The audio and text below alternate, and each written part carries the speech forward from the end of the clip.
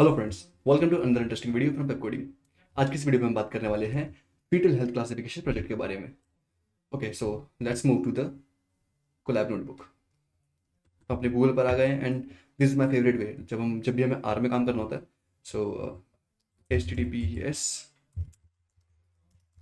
Collab dot to slash R. Okay, so इससे हम direct are में जा सकते हैं, राइट। हमारी आर नोटबुक खुलेगी। बेसिकली क्या है ना, हम जब डायरेक्ट खोलेंगे कोलैब नोटबुक तो पाइथन एनवायरनमेंट में बोलता है। इससे क्या है, हम आर एनवायरनमेंट में अपने कोलैब नोटबुक को ओपन कर सकते हैं। ओके, दैट्स या ओपन हो गया, राइट। फटाफट इसका नाम चेंज कर देते हैं पहले। कर देते हैं हम tutorial SVC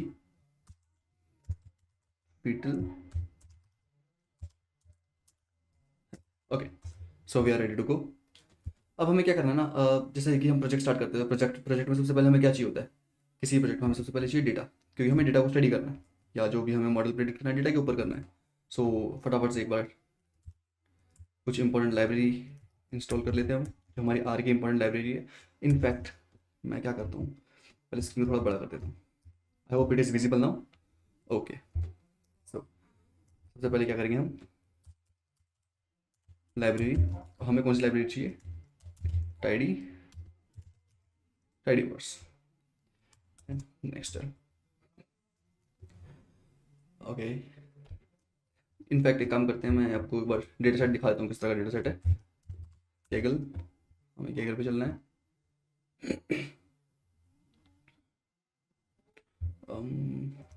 okay, I don't want sign इन।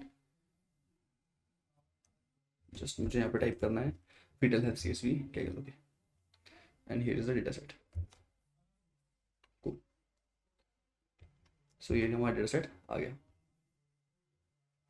ये कुछ इस तरह का डेटा सेट है हमारा। डेटा सेट का डिस्क्रिप्शन देख सकते हैं आप ऊपर।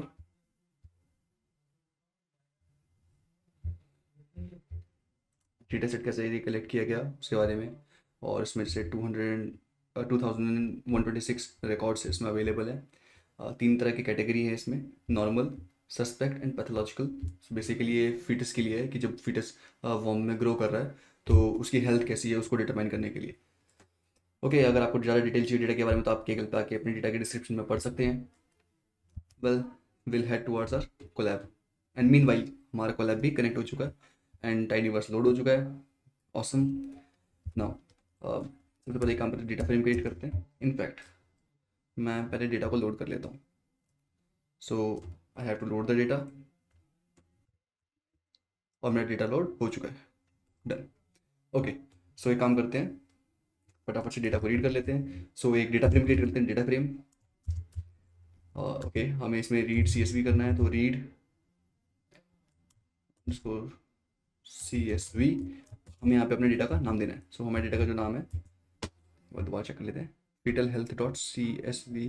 ओके, यही है exact, FETA fetal underscore health dot CSV, right. So इसे रन करते हैं तो हमारा DF ऑब्जेक्ट क्रिएट हो गया है। ओके, सो एक बार क्योंकि ऑब्जेक्ट क्रिएट हुआ है तो एक बार हेड प्रिंट करके देख लेते हैं। इससे एक आइडिया लग जाता है, हेड। इससे एक आइडिया लग जाता है कि हमारा डेटा किस तरह से दिखता है। सो एक बार डेप्थ देख लेते हैं प्रिंट करके। या सो इस तरह का हमारा डेटा है। इसमें कुछ कॉलम्स हैं, एसेलरेशन, फिटल मूवमेंट, यूटरनाइन कॉन्ट्रैक्शन, ये थोड़ी मेडिकल टर्म्स हैं। या एंड इसमें ओवरऑल 22 कॉलम्स हैं हमारे। और बाय डिफ़ॉल्ट क्योंकि हमने हेड फंक्शन कॉल किया तो बाय डिफ़ॉल्ट जो हेड फंक्शन है आर के अंदर वो 6 रोज प्रिंट करता है। तो 6 रोज प्रिंट हुई है एंड 22 कॉलम्स हैं इस डेटा सेट के अंदर। देखो कुछ कॉलम्स यहाँ पे गायब हो गए बेसिकली, ताकि वो इस एनवायरनमेंट में फिट कर सके इस डेटा को जो भी शो कर रहा है। ओके, सो हमारा डेटा कुछ इस तरह का है। एक काम करते हैं, इस डेटा का थोड़ा सा डिस्क्रिप्शन देख लेते हैं। अब हम आर लैंग्वेज में डिस्क्रिप्शन कैसे देखते हैं, याद है। हम पहले एक काम करते हैं, स्ट्रक्चर देखते हैं, डेटा का स्ट्रक्चर कैसा है हमारा।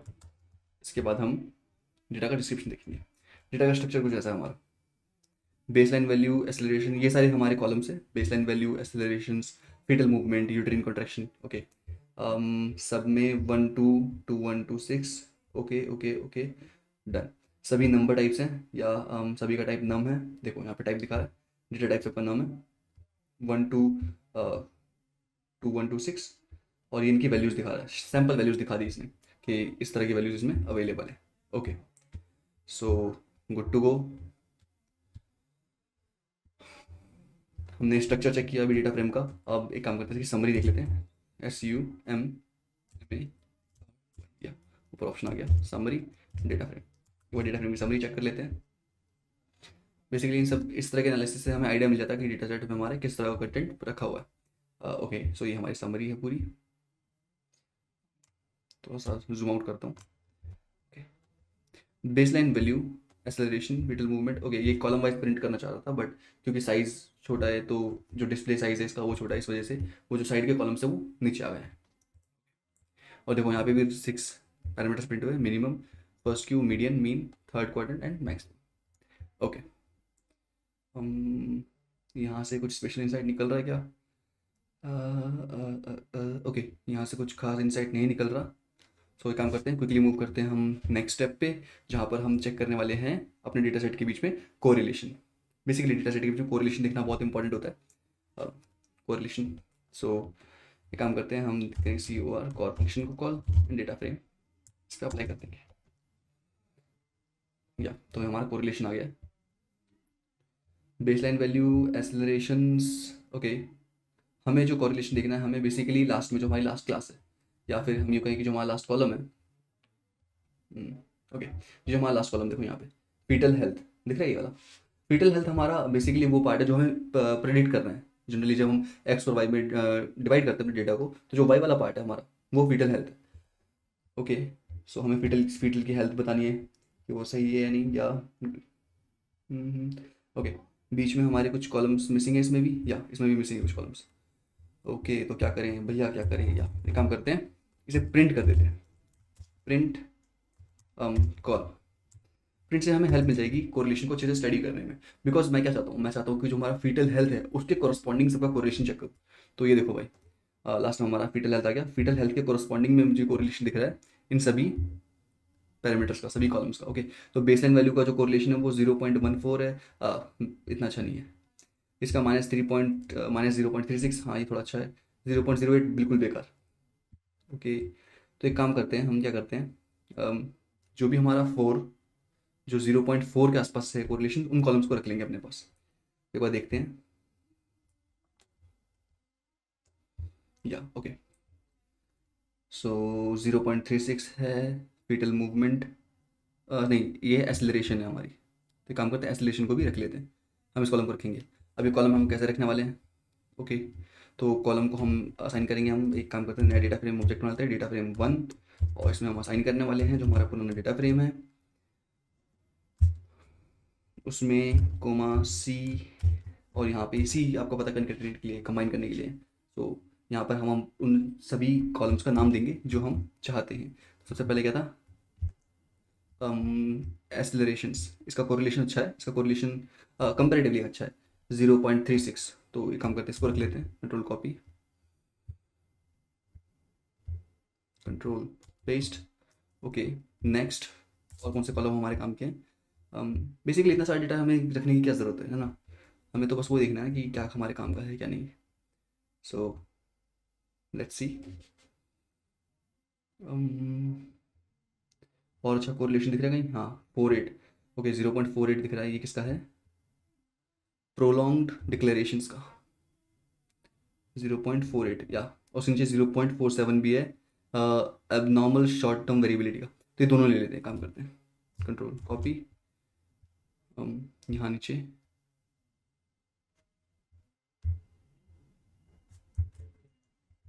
कंट्रोल पेस्ट,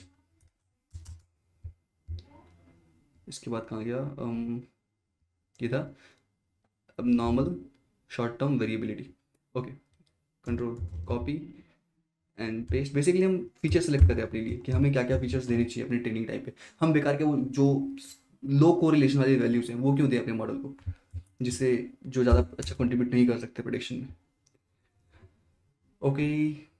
0.1, 0.42, ओके 0.42 ये भी एक अच्छा है, कोरिलेशन दिखा रहा है 0.42 का, percentage of time with abnormal long term variability. Okay, तो हम ये कॉलम भी रखने वाले हैं, कॉपी पेस्ट एंड नहीं, और कोई बहुत अच्छा रिलेशन नहीं है, इनफैक्ट हमें एक लास्ट वाला कॉलम तो रखना ही पड़ेगा, फीटल हेल्थ, ये तो प्रिडिक्ट कराना है, तो जो हमारे नया डेटा फ्रेम है ये होना ही चाहिए, ताकि इसे हम बाद में वाई में कन्वर्ट कर सकें। ओके, तो लेट्स सी, या सो हमारा नया डेटा फ्रेम बन गया है। तो एक काम करते हैं, नए वाले डेटा फ्रेम को फटाफट से इसका हेड चेक कर लेते हैं कि नए डेटा फ्रेम में क्या स्टोर हुआ है, df1 एंड लेट्स सी, या इसमें ये कॉलम दिखा रहा है एक्सेलरेशन 1 2 3 4 5, ओके 5 कॉलम्स आ गए, यहाँ पे 5 कॉलम आ गए जितने हमें चाहिए थे। ओके, सो अब क्या करते हैं, अब हमें क्या करना है, इसे हमें ट्रेन टेस्ट स्प्लिट करना है। ओके, और ट्रेन टेस्ट स्प्लिट के लिए क्या करना पड़ेगा, हमें लाइब्रेरी को कॉल करना पड़ेगा। तो फटाफट से लिख लेते हैं, install dot packages. Okay, in fact एक काम करते हैं, पहले ना ट्रेन टेस्ट स्प्लिट से पहले हमें एक बार यूनिक वैल्यू चेक कर लेनी चाहिए कि जो हमारा डेटा सेट है इसमें जो बेसिकली हमें प्रेडिक्ट करना है हेल्थ, फीटल हेल्थ, उसके अंदर हमारी यूनिक वैल्यूज़ कितनी है। ओके, सो यूनिक है हमारे पास फंक्शन df1, हमारा df1 के अंदर रखा हुआ है। ओके, सी इसके अंदर हम पास करेंगे fetal health. Okay, let's see, हमारे फीटल हेल्थ में 3 यूनिक वैल्यूज़ हैं, 2 1 एंड 3, बेसिकली अनऑर्डर्ड है, इसने पहले 2 कहीं से कहीं पहले 2 मिल गया हो तो उसने 2 पहले 2 प्रिंट कर दिया, फिर 1 फिर 3। ओके, तो बेसिकली 3 हमारे पास क्लासेस है जो हमें प्रिडिक्ट करनी है, 1 2 एंड 3। ओके, सो काम करते हैं, एज वी हैव 3 क्लासेस, हमें क्या करना है ना, क्योंकि जो हमारा डेटा है ना वो कैटेगोरिकल है, जो हम प्रिंट करना चाहते हैं हम बेसिकली क्लासीफाई कर रहे हैं, तो हमारा जो आउटपुट है वो क्लासेस में आना चाहिए ना, कि ये वाली क्लास है या फिर ये वाली। लेट्स से जो 1 है, अगर हम केकल पे जाके देखें तो वहाँ पे नंबरिंग है, जो 1 2 3 वो कॉरस्पॉन्डिंग बता रखा है कि वो कौन सी क्लास को डिफाइन कर रहा है। ओके, सो हमें जिस भी क्लास का आउटपुट चाहिए हमें वो बेसिकली आउटपुट एक कैटेगोरिकल वैल्यू है, लेकिन जो हमारा प्रोग्राम है वो क्या करेगा, इसको न्यूमेरिकल की तरह ट्रीट करेगा। तो एक काम करते हैं, इसको फैक्टर्स में कन्वर्ट कर देते हैं, बेसिकली जो हमारा लास्ट कॉलम है डेटा सेट का हम इसे फैक्टर्स बना देंगे। ओके, तो df1 ये हमारा डेटा है, हमें एक्सेस करना है इसका कौन सा column, fetal health column, fetal health column access करना है और इसे कन्वर्ट कर देना है हमें फैक्टर के अंदर। सिंपल है, आर के अंदर फैक्टर लिखो, उसके अंदर फिर पास कर दो जिसे भी कन्वर्ट करना है, df1 और इसका कौन सा कॉलम, फीटल हेल्थ। ओके, और हमें एक बार इसमें लेवल्स डिफाइन करने होते हैं। लेवल्स क्या है बेसिकली, जैसे मैंने बताया था कि जैसे हम कैटेगोरिकल डेटा को कैसे ट्रीट करते हैं, हम उसके लिए ऑर्डिनल एनकोडिंग जैसा कुछ करते हैं, राइट, ऑर्डिनल एनकोडिंग करते हैं, तो वो क्या होती है, वो रैंक वाइज एनकोडिंग ही तो होती है, कैटेगोरिकल वैल्यू को रैंक वाइज एनकोडिंग कन्वर्ट करते हैं। सो वही हम यहाँ पे भी कर रहे हैं, फैक्टर्स का यूज़ करके हम कैटेगोरिकल वैल्यूज़ को डील करना चाहते हैं, एंड यहाँ पे हम देंगे इसे सी, और हम इसे बताएंगे कि हमारे पास जो कैटेगोरिकल वैल्यूज़ है वो कैसे आइडेंटिफाई करेगा कि कैटेगोरिकल इस कॉलम के अंदर। सो हमारे पास जो कैटेगोरिकल वैल्यूज़ है वो है 1 2 एंड 3। ओके, सो हमने क्या किया, जो लास्ट कॉलम था हमारा, देखो यहाँ पे df1 इसका फीटल हेल्थ जो लास्ट कॉलम है, फीटल हेल्थ वाला कॉलम है, उसको हमने फैक्टर में कन्वर्ट कर दिया है। ओके, सो अब बारी है ट्रेन टेस्ट स्प्लिट की, तो हम सबसे पहले पैकेज को इंस्टॉल करेंगे। ट्रेन टेस्ट स्प्लिट के लिए हमें यूज़ करना होता है सी ए टूल्स का, बट जो सी ए टूल्स है वो हमारे कोलैब में डायरेक्टली अवेलेबल नहीं है, तो एक बार इसको इंस्टॉल कर लेते हैं फिर इसको हम यूज़ करेंगे। तो इंस्टॉल डॉट पैकेजेस, और यहाँ पे हम कॉर्ड्स के अंदर लिखेंगे पैकेज का नाम C A tools. Great, okay,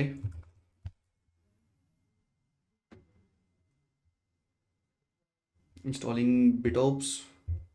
okay, जब तक इंस्टॉल होता है तब तक हम कोड इनफैक्ट हो गया इंस्टॉल, हम तब तक कोड लिख लेते हैं। हमें क्या चाहिए, लाइब्रेरी हमें इसे कॉल करना है, किसको, सी ए टूल्स को हमें इसे कॉल करना है लाइब्रेरी में। उसके बाद फिर हमें ट्रेन टेस्ट स्प्लिट करना है। तो ट्रेन टेस्ट स्प्लिट के लिए हमें क्या करना पड़ेगा, सबसे पहले जो हम रैंडम स्टेट डालते थे ना, तो यहाँ पे हम सीड लिखते हैं, तो सेट डॉट सीड, सीड के लिए डिफाइन करेंगे, बाय डिफॉल्ट मैं 42 ही लेता हूँ, कुछ भी रैंडम सीड रख सकते हो, ये बस रैंडमाइज करने के लिए, नथिंग एल्स।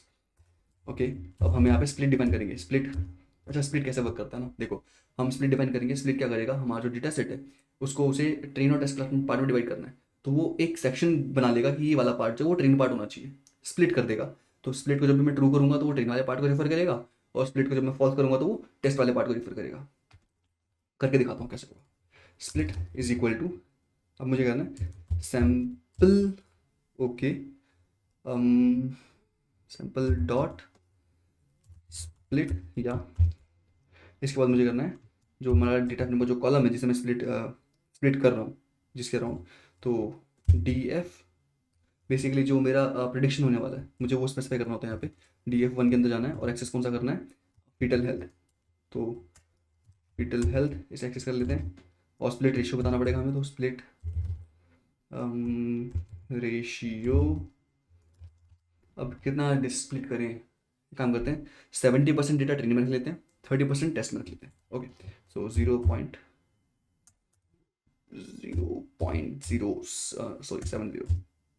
या तो ये हमारा स्प्लिट रेशियो हो गया। अब क्या करते हैं ना, दो वेरिएबल्स क्रिएट कर लेते हैं, training set and test set, जिसके अंदर हम उसे स्टोर कर लेंगे डेटा को स्प्लिट से मंगा के। तो TRAI training set underscore, okay, training set is equal to subset.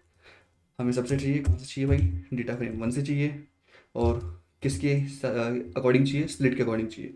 तो मैंने जैसे पहले बताया था, स्प्लिट को हम क्या रखते हैं, इज इक्वल टू ट्रू।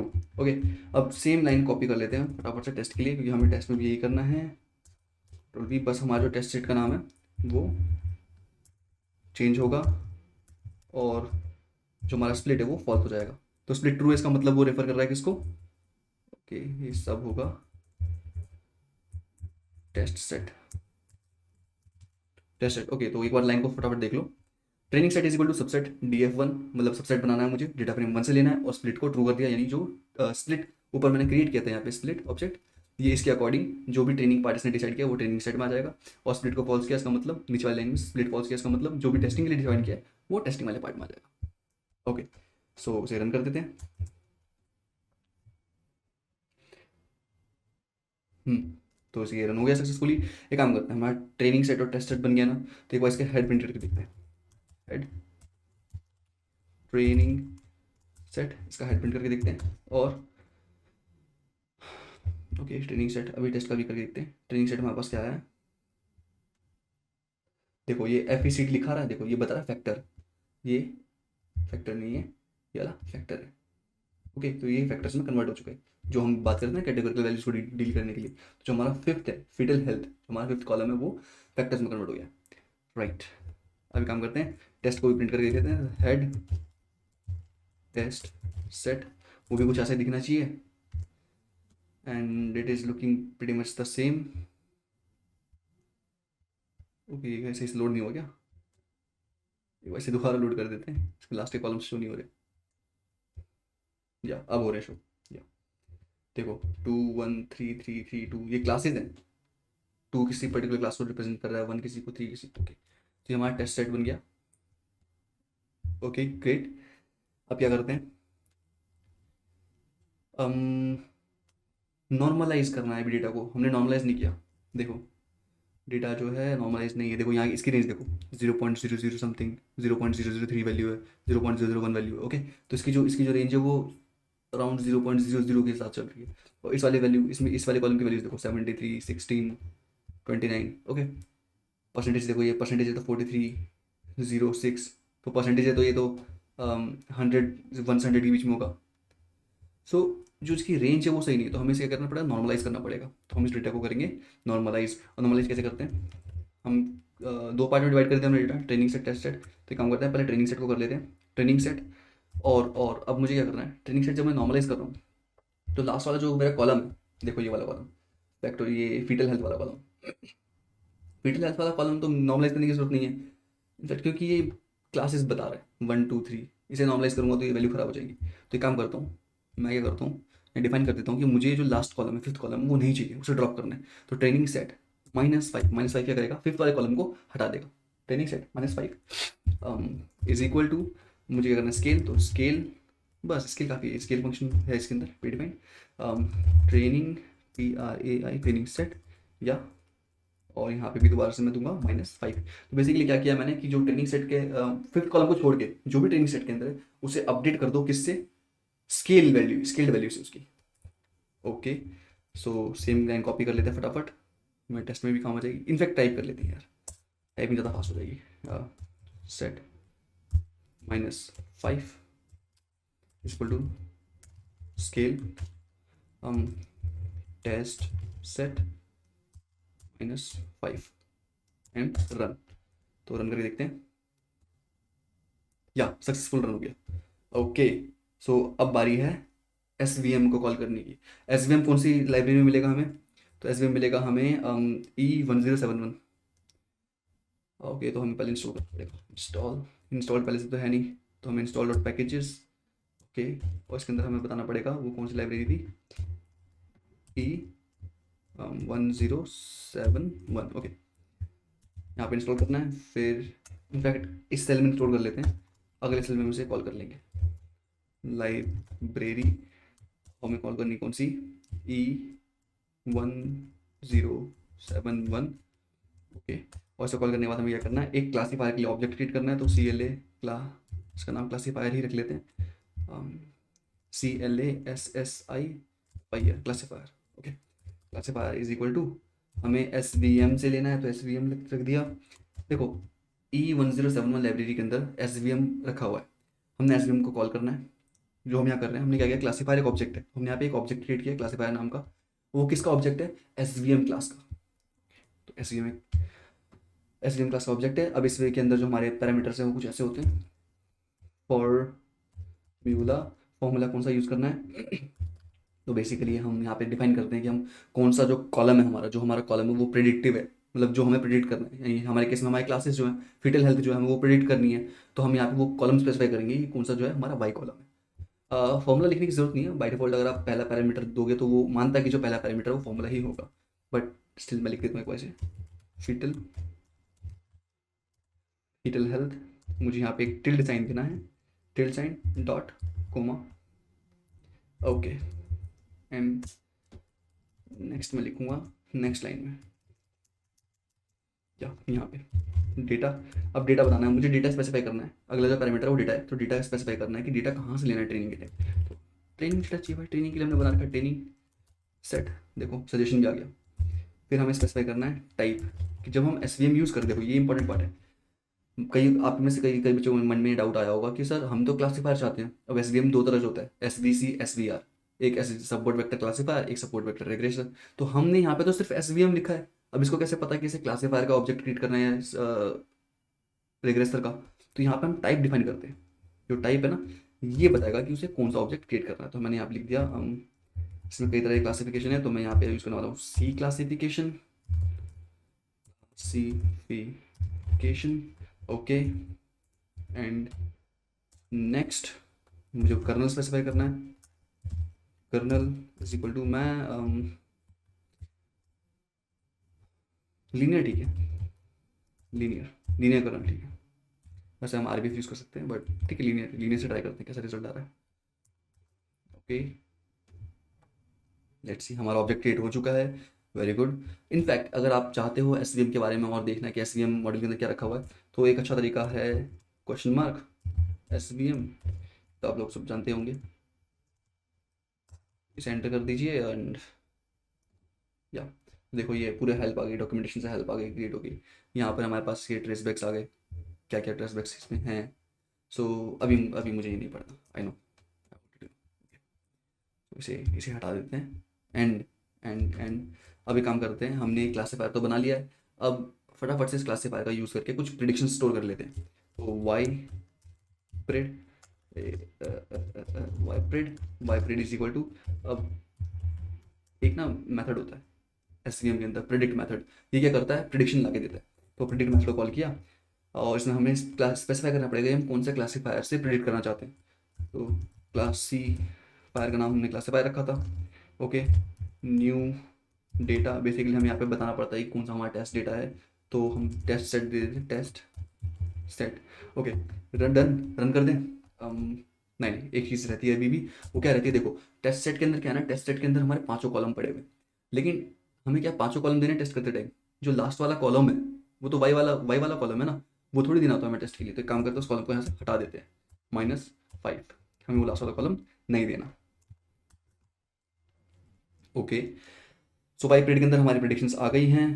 एक काम करते हैं, प्रिंट करके देखते हैं, type of Y period. Let's see किस तरह का वाई पीरियड हमारा, इंटीजर टाइप है। वाई पीरियड को प्रिंट करके देखते हैं, वाई पीरियड। हम ये कैसी वैल्यूज आ रही है? 1 कॉरस्पॉन्डिंग टू, 2 के कॉरस्पॉन्डिंग 1। ओके, एक काम करते हैं, इसे ना कन्वर्ट कर देते हैं, Y period is equal to, Y period को कन्वर्ट कर देते हैं। मैं ऐसा प्रेफर करता हूँ, मैं इक्वल टू यूज़ करना assignment operator. Y period is equal to, अब इसे कर देते हैं हम डेटा फ्रेम में कन्वर्ट, डेटा डॉट फ्रेम। ज़्यादा बेटर है, डेटा फ्रेम में काम करना ज़्यादा बेटर है। पीरियड हो जाओ भाई, क्या हो गया convert, Y period data frame में कन्वर्ट हो गया। अब एक बार देखते हैं वाई पीरियड कैसा है, अभी ज़्यादा समझ में आएगा। ये देखो, हाँ अब समझ में आ रहा है भाई, या ये बढ़िया है। जो फर्स्ट टेस्ट केस था उसके कॉरस्पॉन्डिंग 2, सेकंड टेस्ट केस के कॉरस्पॉन्डिंग 1, तो ये हमारी वैल्यूज़ हैं। लेकिन ये तो वाई पीरियड प्रिंट किया हमने, अब समझ में कैसे आएगा कि जो एक्चुअल वाई है और जो हमारा वाई प्रिडिक्टेड है उसमें क्या डिफरेंस है। तो एक काम करते हैं, दोनों को एसोसिएट करते हैं, साथ में कर देते हैं, मतलब कंबाइन कर देते हैं। तो जो हमारा डेटा फ्रेम था ना, या एक काम करते हैं, हम एक फाइनल नाम का डेटा फ्रेम बनाएंगे, final is equal to data dot frame. और डेटा फ्रेम में हम क्या डालेंगे, हमें कंबाइन करना है। तो एक काम करते हैं, हम सी और टेस्ट सेट, एक तो टेस्ट सेट था हमारा, ओके, दूसरा क्या था, वाई पीरियड। टेस्ट सेट में क्या था, टेस्ट सेट में पांचों कॉलम थे अवेलेबल हमारे पास, तो वो पांचों कॉलम आ जाएंगे और एक सिक्स कॉलम और हम ऐड कर देंगे वाई पीरियड नाम से। अब वो सारा स्टोर हो जाएगा फाइनल नाम के डेटा फ्रेम के अंदर। ओके भाई, रन करते हैं इसको, डेटा फ्रेम तो बन गया है, प्रिंट भी करके देख लेते हैं कैसे दिख रहा है। ओके, या ये यहाँ पे आ गया पहले एसोलेशन कॉलम। ओके, 2 3 4 5 6, देखो ये देखो, ये हमारे काम का कॉलम, ये कॉलम हमारे काम का है। फीटल हेल्थ, ये थी एक्चुअल वाली वैल्यूज़, और वाई पीरियड है हमारी प्रेडिक्टेड वैल्यूज। तो देखो एक्चुअल भी 2 था और प्रिडिक्शन भी 2 आई। ओके, एक्चुअल भी 1 था, प्रिडिक्शन भी 1 आई, एक्चुअल 3 था, प्रिडिक्शन 3 आई। यहाँ पर कुछ गड़बड़ हो गई भाई, फोर्थ इंस्टेंस पे एक्चुअल 3 था, प्रिडिक्शन 1, फिर एक्चुअल 3 था, प्रिडिक्शन 1, एक्चुअल 2 था, प्रिडिक्शन 1, एक्चुअल 2 था, प्रिडिक्शन। ओके, लगता है मॉडल ने 1 1 ही सीख लिया है, वो सब में 1 दे रहा है। देखो 3 के लिए भी 1 दिया, अब यहाँ 3 के लिए 2 दिया। ओके, सो इस तरह से स्टडी करना बहुत ऑकवर्ड है। इनफैक्ट मुझे लग रहा है ना मॉडल ने ऐसा क्यों किया है, क्योंकि हमारे पास जो वाई, देखो वाई जो एक्चुअल वाई है उसमें देखो 1 के जो इंस्टेंसेस है वो ज़्यादा है ना। तो जो हमारा ट्रेनिंग डेटा है ना, वो हमें और थोड़ा मैनिपुलेट करना चाहिए था। मतलब जैसे 1 के जो इंस्टेंसेस है वो ज़्यादा है, 2 के और 3 के इंस्टेंसेस कम है, तो मॉडल ने ये देखा होगा कि ज़्यादातर टाइम 1 आ रहा है, तो देखो मॉडल भी ज़्यादातर टाइम ना 1 ही प्रिडिक्ट कर रहा है। इनफैक्ट 2 के लिए और 3 के लिए भी बहुत बार उसने 1 ही प्रिडिक्ट कर दिया। ओके, अब डेटा साइंटिस्ट बनना है तो एनालिटिकल स्किल्स तो रखनी पड़ेंगी ना। सोचो, ऐसा ऐसा सोचा करो, डेटा को देख के ऐसा सोचा करो कि ऐसा क्यों आया रिजल्ट, ऐसा क्यों, क्या होता, हम इसे क्या इंप्रूव कर सकते हैं। ओके, तो एक काम करते हैं, इसकी टेबल प्रिंट करके देख लेते हैं, क्रॉस क्रॉस मैट्रिक्स ऐसा कुछ। अम, इसके लिए हमारे पास टेबल फंक्शन डायरेक्टली अवेलेबल है आर के अंदर। तो टेबल फाइनल कोमा 6, देखो कोमा 6 मैंने क्या किया है, मैंने ये किया फाइनल, देखो यहाँ पे मैंने फाइनल नाम का डेटा फ्रेम बनाया था ऊपर, फाइनल नाम का डेटा फ्रेम ध्यान है, अभी जस्ट पहली लाइन में तो बनाया है, इससे एक लाइन पहले फाइनल नाम का डेटा फ्रेम। अब इस डेटा फ्रेम में क्या है, इस डेटा फ्रेम में 6 कॉलम है, 6 कॉलम्स है। ओके, तो लास्ट के जो 2 कॉलम्स है उसमें जो फिफ्थ कॉलम है वो था एक्चुअल वाई वैल्यूज़, और जो 6 कॉलम है वो हमारे प्रिडिक्टेड वाई वैल्यूज़। ओके, सो हमने क्या किया, पहले इसे प्रिडिक्टेड वैल्यू दे दी, कॉलम 6। अब यहाँ पे जो कॉमा लगा, ये कॉमा देखो, अगर ये कॉमा नहीं दूंगा ना तो ये क्या करेगा, ये रो उठा लेगा, 6th रो उठा लेगा। तो कॉमा से क्या करता है, वो समझ आता है कि भाई रो सारी लेनी है 0 से एंड तक, और फिर कॉलम लेना है। कॉमा के बाद वाली वैल्यू से पता लगता है कि उसे 6th कॉलम उठाना है। ओके, तो मैंने फाइनल डेटा फ्रेम का 6th कॉलम ले लिया, यानी प्रिडिक्टेड वैल्यूज ले ली। अब मैं करता हूँ फाइनल डेटा फ्रेम का 5th कॉलम ले लेता हूँ और उसके बीच में एक टेबल प्रिंट कर देते हैं। सो समझना थोड़ा इजी हो जाएगा। Let's see. या देखो, वन एक्चुअल वन और प्रिडिक्टेड वन। इस एक्चुअल मान लो, इसे प्रिडिक्टेड मान लो, या इसे प्रिडिक्टेड मान लो, इसे एक्चुअल मान लो, एक ही बात है।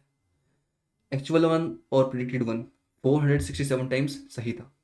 ओके, एक्चुअल में 3 था एंड प्रिडिक्टेड 1 आया 9 टाइम्स या 8 टाइम्स। ओके,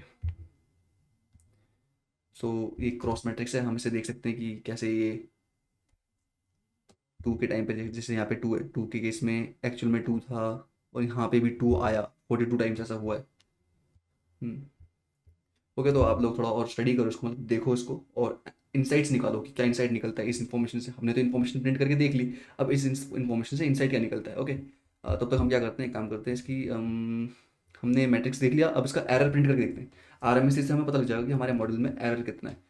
ओके, सो इंस्टॉल डॉट, अब RMSE कहाँ मिलेगा, बताओ बताओ बताओ बताओ। पैकेजेस पता है किसी को? कैरेट में, कैरेट पैकेज में मिलेगा। तो एक काम करते हैं, कैरेट पैकेज में हमने यहाँ पे इंस्टॉल कर लिया, अब इसे कॉल कर लेते हैं लाइब्रेरी। तो ऊपर कर देता हूँ, जब तक वो इंस्टॉल होता है तब तक हम नीचे लाइब्रेरी वाला कोड लिख ही लेंगे, लाइब्रेरी। और यहाँ पे हमें कौन सा चाहिए, कैरेट पैकेज चाहिए। Okay, caret package. अब हमें क्या चाहिए, confusion matrix. So confusion matrix, ये एक ऑब्जेक्ट है, नाम कन्फ्यूजन मैट्रिक्स है, बट ये मैट्रिक्स से काफ़ी अलग है। इनफैक्ट ये एक पूरी ना रिपोर्ट दे देता है, क्लासिफिकेशन रिपोर्ट जैसा। तो कन्फ्यूजन मैट्रिक्स, और इसमें हमें स्पेसिफाई करना पड़ेगा कि हमें किन 2 कॉलम्स के बीच में ये चाहिए। तो हमें एक्चुअल जो बाई वैल्यूज थी उसके बीच में चाहिए और प्रेडिक्टेड के बीच में। ये काम करता हूँ, पहले प्रेडिक्टेड लिख देता हूँ फाइनल 6। तो ये हमारी प्रेडिक्टेड वैल्यू हो गई और एक्चुअल क्या थी हमारी, फाइनल फाइनल डेटा फ्रेम था इसकी। एक्चुअल वैल्यू 5th कॉलम में थी। Okay, and positive equal to pos. So फटाफट से रन करके देखते हैं। अब इंस्टॉल हो रहा है। अच्छा, अभी इंस्टॉल नहीं हुआ। ओके ओके, लेट्स वेट, एक बार इंस्टॉल हो जाए।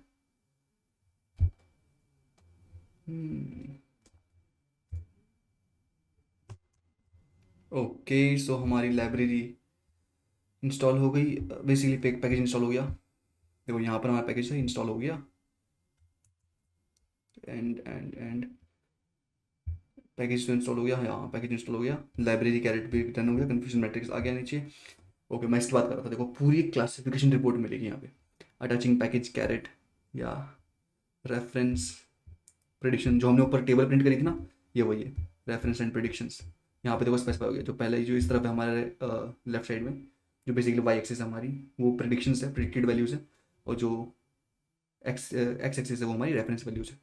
Okay, overall statistics, accuracy 0.831, awesome. 0.831 यानी 83% एक्यूरेसी, 95% CI, 0.799 एंड 0.8592। ओके, सो आप लोग भी ये मॉडल बनाओ और क्लासिफिकेशन रिपोर्ट को स्टडी करो, इंसाइट्स निकालो कि क्या इन्फॉर्मेशन निकल रही है इस रिपोर्ट से। देखो यहाँ पे हमारे पास P वैल्यूज अवेलेबल है, नो इन्फॉर्मेशन रेट अवेलेबल है, कापा वैल्यू भी अवेलेबल है। Okay, so finally we have implemented this project. Basically project start हुआ डेटा के ऊपर, खत्म हुआ हमारी एक्यूरेसी के ऊपर, तो हमने एक बहुत अच्छा मॉडल बनाया। This is all for this video. See you guys in another interesting video. Have a nice day.